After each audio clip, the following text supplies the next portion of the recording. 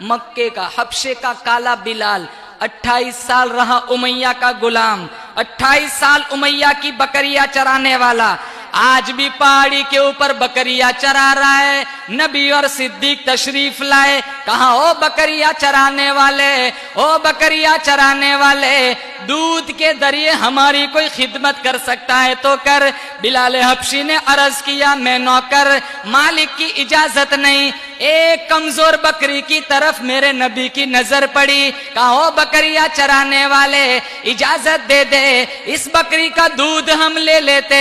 بلال حبشی کہنے لگے جناب سال ہو گیا، یہ بکری انتہائی لاغر کمزور ہے، ایک قطرہ اس نے دودھ نہیں دیا، کہا تو اجازت دے دے، کہا میری طرف سے اجازت ہے۔ تھنوں پہ نبوت والا ہاتھ پھیرا، بسم اللہ پڑھی، برتن میں دودھ اتر گیا، بلال کے سینے میں ایمان اتر گیا۔